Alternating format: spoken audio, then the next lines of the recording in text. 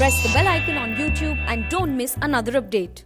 Dr. Balsekar, thank you so much for making the time and being with us. And I've read his book that he has written, my wife and I both, Zero to Two, Baby and You, and it's really an outstanding book. Doc, I think I'll just start with the first pieces. I think we just clarify now, just how susceptible are babies versus infants versus how infants versus toddlers, how susceptible are they to the coronavirus? Because that's been a moving question now. Yeah, because we hear that children are, hardy and they have more immunity, but is that true? So there are two aspects. The initial studies which were done seem to show that children are less likely to be infected. That's because most cases in children were asymptomatic or mildly symptomatic and they were not tested. And initially they said that barely 3% of the COVID population was pediatric. But with wider testing, they find that almost 10% of children are actually infected in the group. And in India, the Maharashtra data also shows that under 18 years of age, about 10% of the persons affected are in fact children. The good news, however, is that children fortunately have a very mild attack. And overall, if you see in adults, they have an admission rate of almost 20-25% because of moderate illness. In pediatrics, the ratio of admissions is barely 6 to 20%, and only about 0.5 to 3% get critical and need ICU care. So it is less common, but it is seen, yes. But fortunately, severe disease is less common in children. And the testing is the same. It's not like the test results are any less inaccurate with babies than they are with adults. No, the testing method is standard. You take what is called a nasopharyngeal swab. You take a swab like a bud from the nose, and the report comes in about 24 to 48 hours. It's an identical test. Overall, the testing, however, is only about 70% sensitive when you're in the early stage of the disease. It's not 100%. Okay, so you can have a baby who is even symptomatic, get a test done, and the result can be, there's a 30% chance of it being an inaccurate result. So if you're strongly suspecting COVID infection in a child or in an adult, and it's a high-risk person, then one would repeat the test after 24 to 48 hours to reconfirm. Yeah, I think the question that often happens is that, you feel that there could be that there could be something wrong with, that there's a chance of corona. Should you expose your house, your family to, that person coming home, to get yourself tested? Should you expose your family when you take the baby to get tested either? Or is it better to just really wait for a time when, you have no way to go but to actually get tested? I mean, that's really the question that people keep grappling with now, I think. So we go by a clinical approach that if a child has been in contact with a COVID patient, now of course travel history is irrelevant because of the lockdown, or if there is some contact with someone who's had it, then one has a higher index of suspicion. Now, coughs and colds in children are very common. So if there is no risk factor and there is no contact and it looks like a mild infection, then one doesn't test. However, we caution all parents now with any cough and cold to isolate and see that the infection doesn't spread to others in the family, particularly the elders in the family. You're saying that, if there's a cough and then you isolate, so, when should you hit the panic button? Because, a cough and a common cold or sneeze, when should a parent worry and when should you actually isolate or quarantine? So in the pediatric population, fortunately, in 90% of cases, there is some source, there is some contact with COVID. So there are only 10% of cases who come with COVID where there is no history of contact with someone who's had the infection. So that's the easy part for us.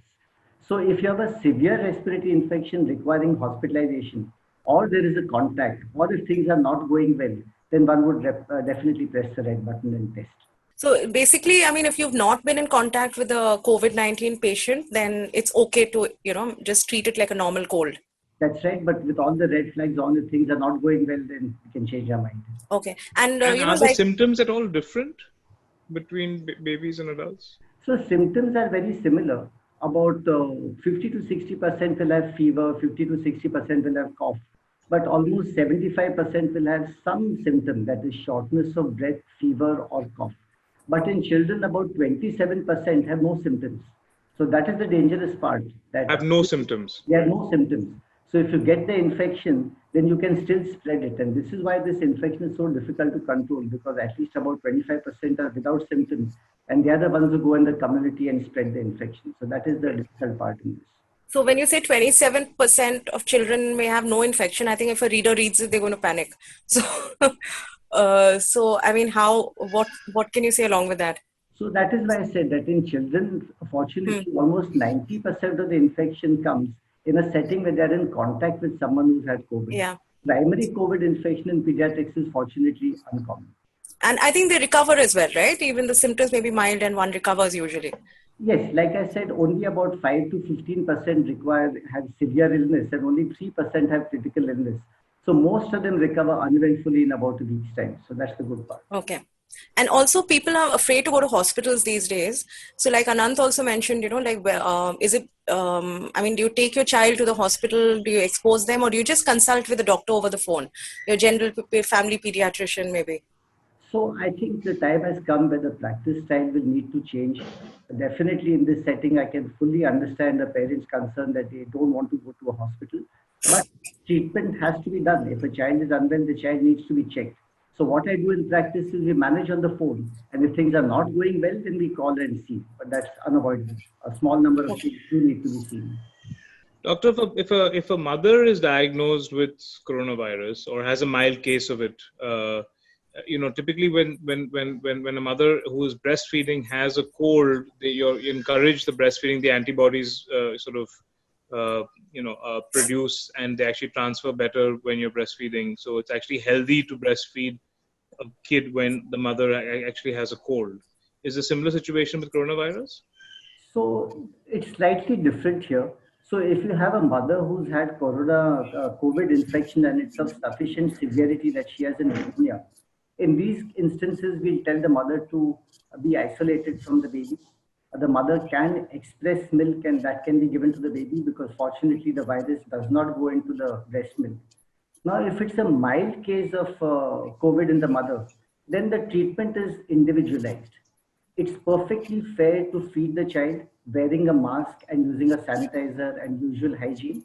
But many mothers will be very anxious and would prefer to express milk and get yourself tested again, and once you're negative, then go to direct feeding. So both options are okay. But the WHO recommendation is that if it's a mild disease, you can breastfeed the child. The benefits of breastfeeding far outweigh the risks, I suppose. Absolutely. So breastfeeding is very important. But if there's any doubt and you give expressed milk, then that advantage continues. The mother in that case would be isolated. So I'm just wondering how that would work with the baby, or. So this depends on the type of hospital and the type of setting. Like if you're in a private hospital and the mother's got a single room and it's possible to keep the baby in a separate single room, then isolation, segregation, giving express milk works. But in the vast majority of the maternity homes in India, this may not be possible. So with care and masks and sanitizers, breastfeeding will continue in a mild case. Only if the mother is acutely unwell, then we would discourage it. Okay. So I was asking about the vaccine, Doc. I mean, until there even is a vaccine for coronavirus, you and many of the doctors are not encouraging patients and kids to come for regular routine checkups. One of the questions that keep coming is how much can you delay which vaccines over a certain period of time. So if you've got a 3-month vaccine, a 2-month vaccine, a 6-month vaccine, which vaccines are can be pushed and which can't? So what we are doing in practice is that we are going to fast track the vaccines in the under 9-month unvaccinated babies. So if you have a 6-week, 10-week baby, then we would like to hurry it up as much as possible. But if it's a vaccine which is due at 1 year or 15 months or 18 months, even if you postpone it by several months, that is perfectly acceptable. And the idea that these vaccines, I mean, do you think there'll be, whenever we find a vaccine for coronavirus itself, how long will it take for that vaccine to come for babies as well? Or will it be the same thing seamlessly? So if you take the analogy of the influenza vaccine, it's approved for infants above 6 months of age. It is expected generally that the vaccine should be available in about 12 to 18 months. And we are hopeful that that's the time we'll be able to vaccinate and protect most of the population. Okay. Babies are there have been news reports where babies have got coronavirus because of the hospital, because they were delivered there. So in that case, like we were also talking about how it affects the different age groups, babies, toddlers, teenagers differently. So starting with a newborn, if a newborn contracts the coronavirus, how do you what is the treatment procedure? The good part is that under 9 years of age, there's been only a couple of deaths. So newborns have come with respiratory distress, but almost all of them have recovered. That's the good part. So infection, however, when it comes in the hospital, fortunately doesn't come through the placenta. It doesn't come through the breastfeeding. It comes mainly from the contacts within the hospital. So the mother infects the baby after birth, or there are other caretakers who are infected and they get it. But most babies who are infected after birth seem to be doing very well. So that's the good news here. Okay. Does it take the same period of recovery for babies as well as adults? Like for adults, I think it's 2 to 3 weeks. It all depends on how severe your infection was. Adults with Okay. more severe infection take about 3 weeks to recover. Most of the children seem to recover in a week's time or 10 days' time.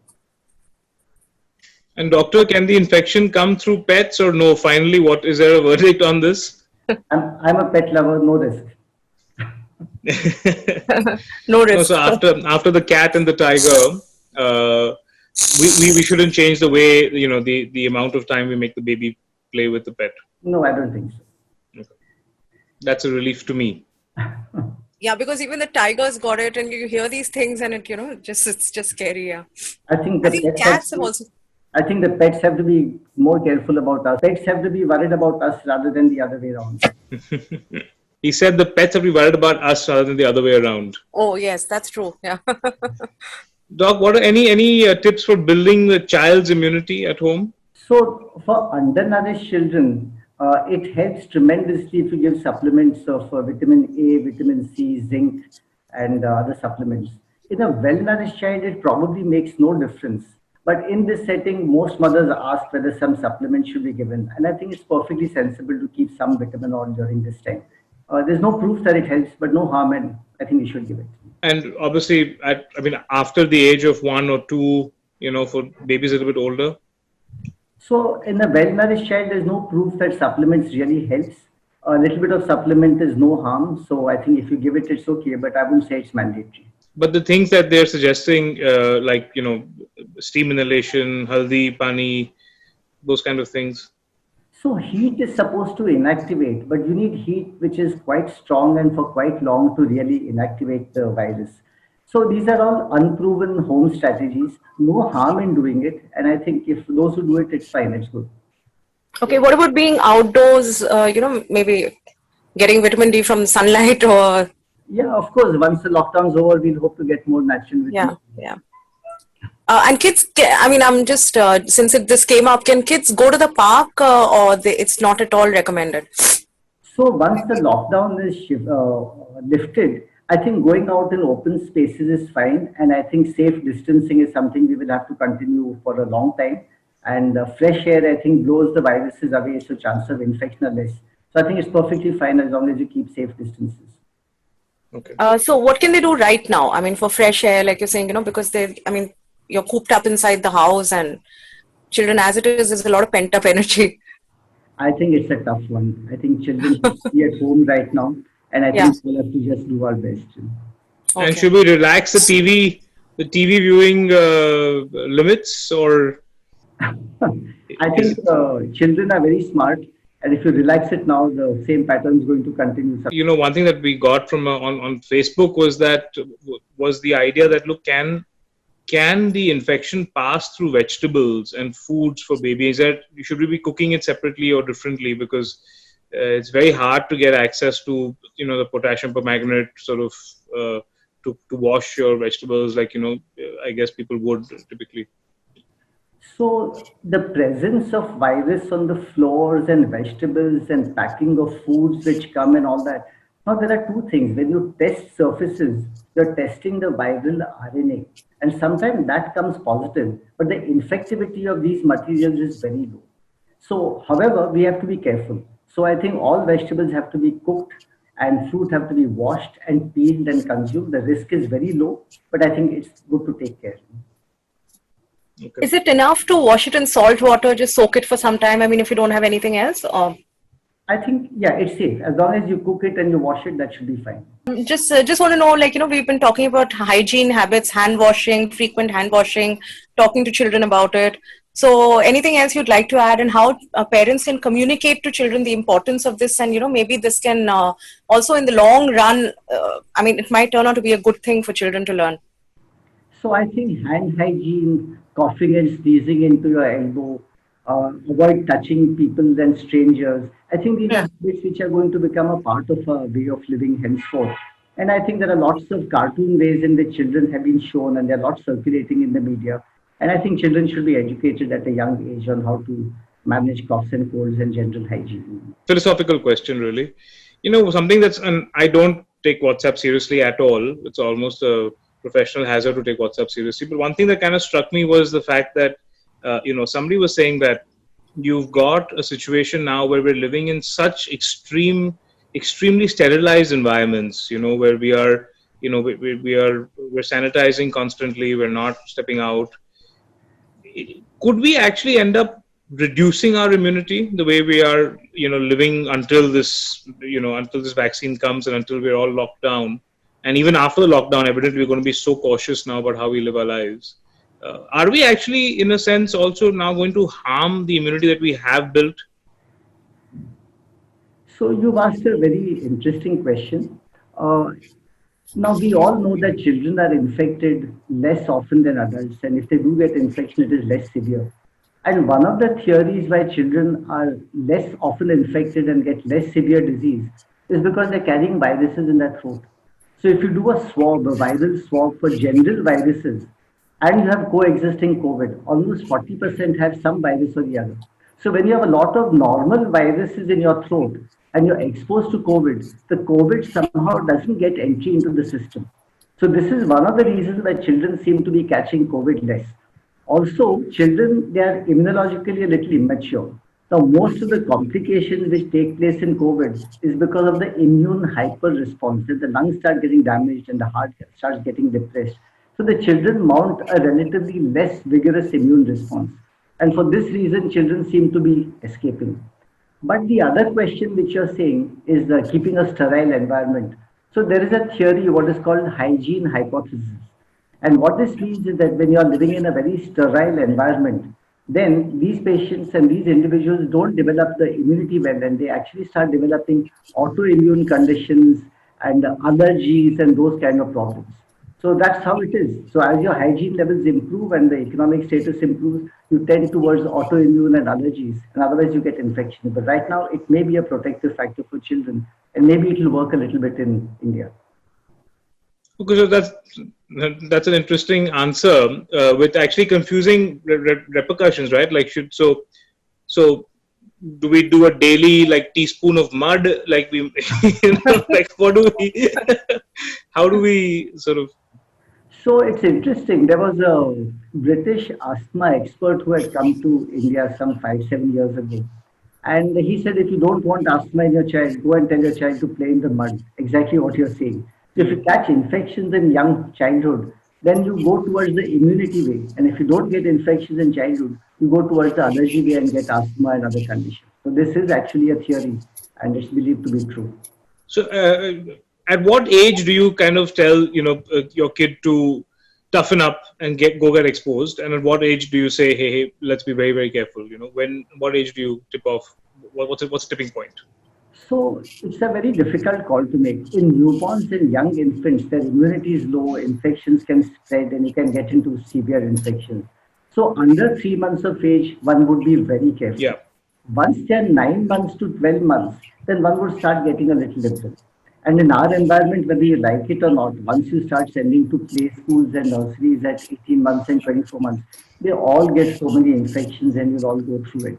So this is an inevitable part of urban living.